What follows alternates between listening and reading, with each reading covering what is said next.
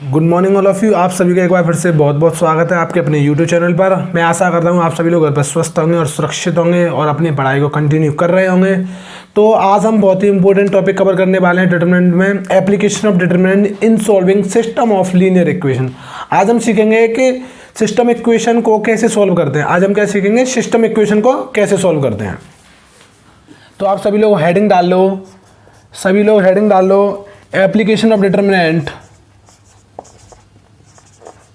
application of determinant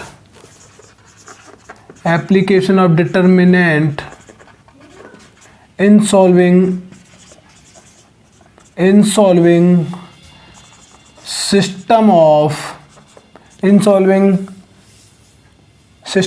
linear equation, system of linear equation। और उसमें भी हम कौन सी वाली चेक करेंगे आज, नॉन होमोजीनियस वाली। कौन सी वाली, नॉन होमोजीनियस।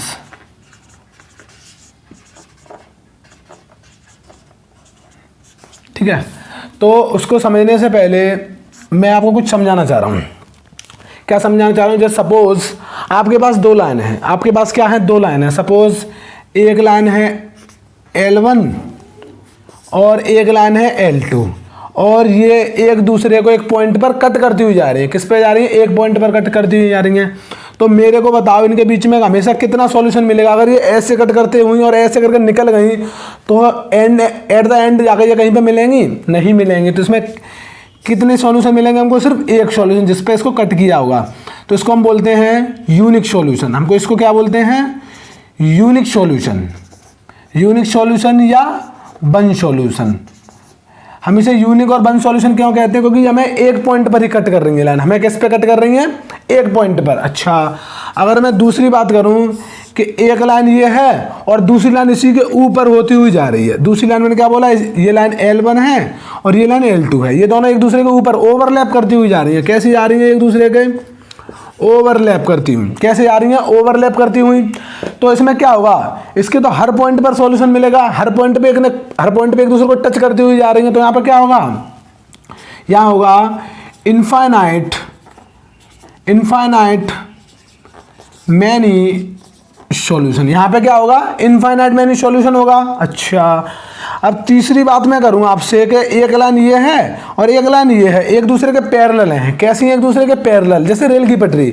तो मुझे एक चीज़ बताइए, क्या ये दोनों आपस में कभी मिलेंगी, नहीं मिलेंगी। तो यहाँ पे क्या होगा, नो सॉल्यूशन। यहाँ क्या होगा, नो सॉल्यूशन। अच्छा, इसको हम एक रियल एग्जाम्पल से समझते हैं। सपोज आपका एक फ्रेंड है, उसको कोई प्रॉब्लम है, वो आपके पास आया और आपने उसको सॉल्यूशन दिया। आपने उसकी प्रॉब्लम का सॉल्यूशन दिया और वो उसमें सेटिस्फाई हो गया और वो अपने घर को चला गया। इसका मतलब क्या था, आपने उसको एक सॉल्यूशन दिया और उसमें वो सेटिस्फाई होकर घर चला गया। ठीक है, उसमें कौन सी कंडीशन हो गई, वो यूनिक सॉल्यूशन वाली। अच्छा, दूसरा एक और आपका फ्रेंड है, वो आया आपके पास, उसको आपने सजेशन दिया, उसको नहीं अच्छा लगा, वो कहा यार इसका था तो ठीक बट मेरे को उतनी सेटिस्फेक्शन नहीं हुई। तो फिर अपने एक और दूसरे दोस्त के पास गया, वहाँ से भी उसको ज़्यादा सेटिस्फेक्शन नहीं हुई। ऐसे 2 3 4 दोस्तों के पास गया। तो इसका मतलब क्या था, उसको हर दोस्त से एक ना एक सॉल्यूशन जरूर मिला होगा। तो वो वाली कौन सी कंडीशन हो गई, इनफाइनाइट मैनी सॉल्यूशन।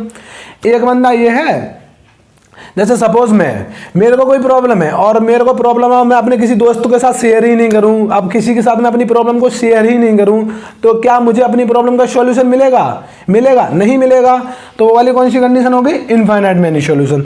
अब हम इन तीनों कंडीशन को लीनियर इक्वेशन की फॉर्म में चेक करेंगे कि कब इक्वेशन यूनिक सॉल्यूशन देंगी, इनफाइनाइट मैनी सॉल्यूशन देंगी कि नो सॉल्यूशन देंगी। क्लियर, मैंने क्या बोला।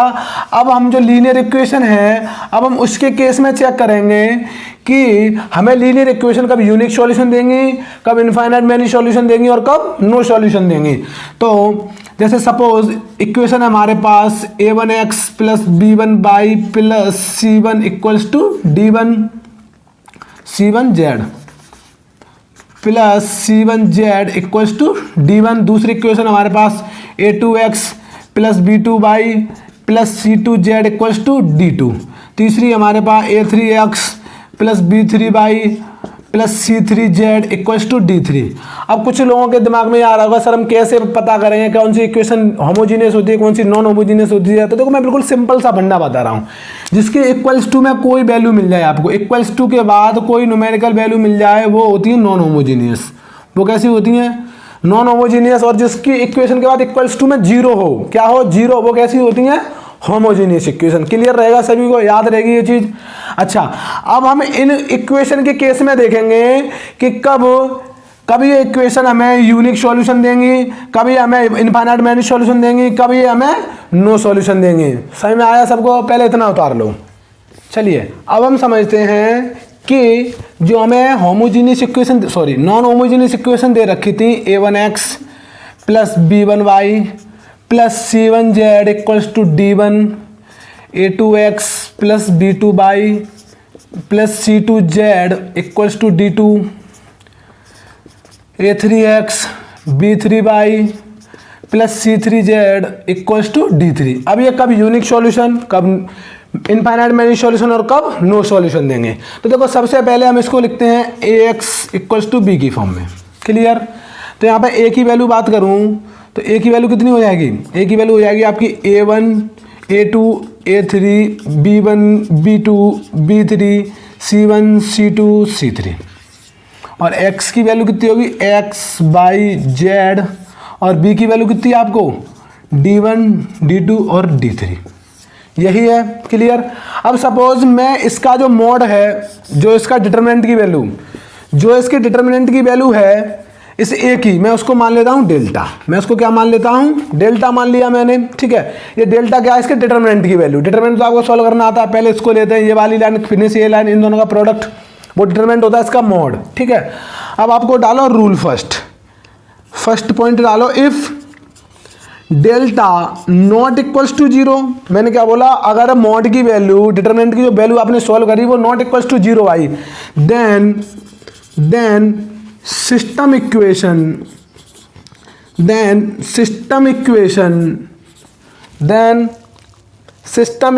इज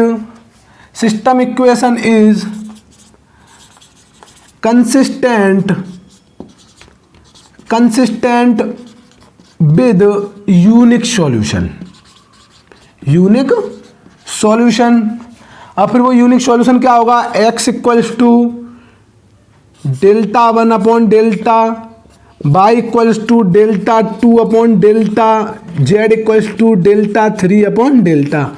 अब देखो इसमें कुछ नई चीज़ें आ गई, जैसे ये डेल्टा 1 क्या है, डेल्टा 2 क्या है, डेल्टा 3 क्या है। ठीक है, तो देखो कुछ नहीं है। डेल्टा 1 क्या है? डेल्टा 1 इक्वल्स टू क्या है? जो हमारे b की वैल्यू है उसको पहली रो में, पहले कॉलम में रख दो, d1, d2, d3, और यहाँ b1, b2, b3, c1, c2 और ये c3। ऐसे ही अगर डेल्टा 2 की बात करूँ तो फिर ये किस में आ जाएंगे? सेकंड कॉलम में। यहाँ पे a1, a2, a3, यहाँ d1, d2 और यहाँ d3, और यहाँ c1, c2 और यहाँ c3। ऐसे अगर मैं डेल्टा 3 की बात करूँ तो क्या आ जाएगा? यहाँ a1, a2, a3, b1, b2, b3 और यहाँ d1, d2, d3। और इसकी मॉड की वैल्यू, इसके डिटरमिनेंट की वैल्यू निकाल के वही हमारे क्या होगा? डेल्टा 1, डेल्टा 2, डेल्टा 2 और डेल्टा 3। अभी देखो एक नया वर्ड आपको मिला, कंसिस्टेंट। एक नया वर्ड मिला, कंसिस्टेंट।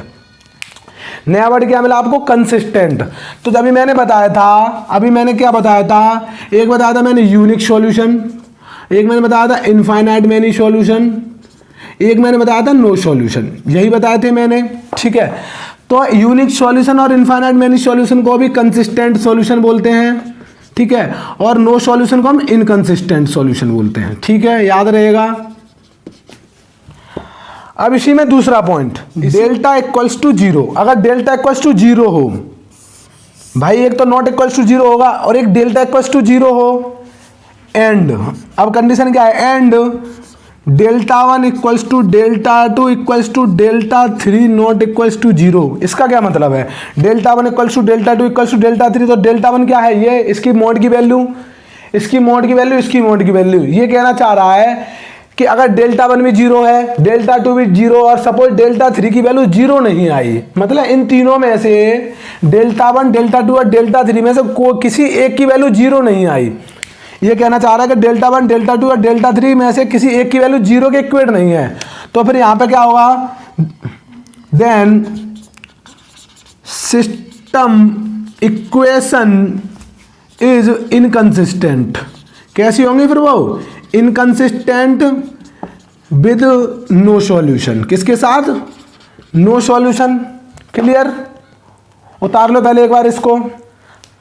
अगर मैं, दिख रहा है एक बार देखो इसका, यहाँ पे सभी को दिख रहा है। अगर डेल्टा इक्वल्स टू 0 हो, डेल्टा इक्वल्स टू क्या हो, 0 ही हो, and delta 1 equals to delta 2 equals to delta 3, ये तीनों भी 0 के इक्वल हो, मतलब अब डेल्टा 1 भी 0 हो, डेल्टा 2 भी 0 हो, डेल्टा 3 भी 0 हो, फिर क्या होगा वहाँ पे, then system equation is consistent. अब सिस्टम इक्वेशन कैसी होगी, कंसिस्टेंट विद किसके साथ, infinite many solution, with infinite many solution. Clear सभी को, एक बार उतारो इतना। क्लियर था जो मैंने समझाया। पहले मैंने क्या समझाया था, अगर डेल्टा नॉट इक्वल्स टू 0 होगा तब वो क्या करेगा, यूनिक सॉल्यूशन देगा, यूनिक सॉल्यूशन। और डेल्टा इक्वल्स टू 0 होगा and delta 1 equals to delta 2 equals to delta 3 not equals to 0 होंगे तो नो सॉल्यूशन देगा। नो सॉल्यूशन इसी को बोलते हैं इनकंसिस्टेंट सॉल्यूशन, इनकंसिस्टेंट सॉल्यूशन भी बोलते हैं। अगर delta equals to 0 and delta 1 equals to delta 2 equals to delta 3 भी 0 की वैल्यू देंगे, मतलब इनके भी मॉड की वैल्यू क्या आएगी, 0, तो ये क्या होगा, इनफाइनाइट मैनी सॉल्यूशन। तो क्या होगा ये, इनफाइनाइट मैनी सॉल्यूशन। और इन दोनों को ही क्या बोलते हैं हम, कंसिस्टेंट, कंसिस्टेंट। क्लियर रहेगा इतना, इतना सभी को क्लियर था। अब हम अपन एक एग्जांपल लेते हैं। अब अपन क्या लेते हैं, चलो ये तो अब हमने देख लिया आगे कब कंसिस्टेंट होगा कब इनकंसिस्टेंस होगा, तब हम थ्योरी तो हमने देख लिया। हम एक एग्जांपल के थ्रू समझते हैं। सपोज हमारे पास एक दो इक्वेशन दे रखी है, 2x minus by equals to 17 और 3x plus 5 by equals to 6। पहले तो बताओ कैसी हैं, होमोजीनियस के नॉन होमोजीनियस। तो भाई नॉन होमोजीनियस मैंने क्या बोला, 0 इक्वल टू के बाद क्या होना चाहिए, कोई नंबर। तो ये नंबर है तो ये कैसी है, नॉन होमोजीनियस। अगर 0 होता तो कैसी होती, होमोजीनियस। क्लियर इतना, ठीक है। अब मैंने क्या बोला, पहले इसका वो बना लो, 2 - 1 3 5 और यहाँ कितना x बाई, क्योंकि दो ही एलिमेंट है हमारे पास, इक्वल्स टू कितना 17 और 6। अब हमें चेक करना है कि ये यूनिक सॉल्यूशन दे रही है कि इनफाइनाइट मैनी सॉल्यूशन दे रही है इक्वेशन, कि नो सॉल्यूशन दे रही है। तो मैंने क्या बताया, पहले इसका मोड निकाल लो। तो इसके मोड को मैंने क्या बताया था, डेल्टा इक्वल्स टू निकालो, उसका कितना आएगा डायरेक्ट 10 + 3 दैट मीन्स 13। कितना आया 13। तो क्या आ गया, चूंकि delta not equals to 0, delta not equals to 0 then system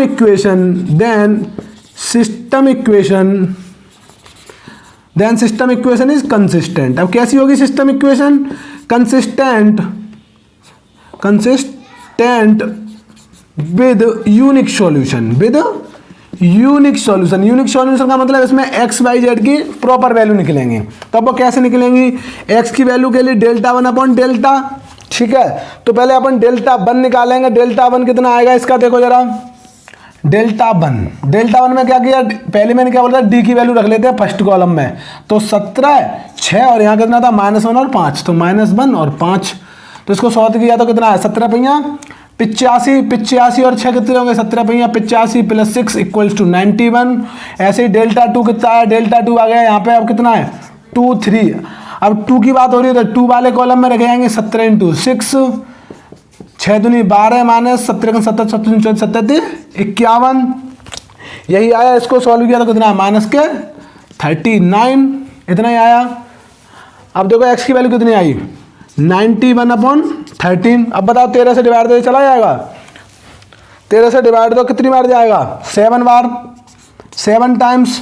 तो x की वैल्यू कितनी आ गई हमारे पास 7। ऐसे ही बाई के लिए क्या आएगा, डेल्टा 2 अपॉन डेल्टा 2 की कितनी है माइनस के 39/13, ठीक है। तो कदेश से डिवाइड दो, 13 दूनी 26 13 थे 39, तो यहाँ पे y की वैल्यू कितनी आ गई, -3। क्लियर। अब देखो इसमें कैसे निकली, यूनिक वैल्यू निकली थी, x की वैल्यू निकली 7 और y की निकली -3। क्लियर सभी को। अगर यहीं पे डेल्टा इक्वल्स टू 0 बन जाता, मैंने क्या बोला, अगर डेल्टा इक्वल्स टू 0 बन जाता तो फिर हम चेक करते क्या डेल्टा 1 भी 0 है, क्या डेल्टा 2 भी 0 है। अगर डेल्टा 1 भी 0 होता, डेल्टा 2 भी 0 होता, तो वो कैसा होता, इनफाइनाइट मैनी सॉल्यूशन। कैसा होता, इनफाइनाइट मैनी सॉल्यूशन। फिर वहां पर कोई यूनिक सॉल्यूशन नहीं निकलता, एक्स वाई की कोई यूनिक वैल्यू नहीं निकलती। ठीक है। अगर डेल्टा इक्वल्स टू 0 होता और डेल्टा 1 0 नहीं होता पर डेल्टा 2 0 होता, तो वहां पर क्या होता, नो सॉल्यूशन। कौन सी कंडीशन हो जाती, नो सॉल्यूशन वाली। तो वहां पर तो जब कोई सॉल्यूशन ही नहीं है तो एक्स वाई जेड की तो कोई वैल्यू बनती ही नहीं है। क्लियर सभी को। आई होप आप सभी को लीनियर इक्वेशन सॉल्व करना आ गया होगा। आगे का हम नेक्स्ट क्लास में डिस्कस करेंगे। तब तक आप सभी लोग घर पर स्वस्थ रहें, सुरक्षित रहें। जय हिंद, जय भारत।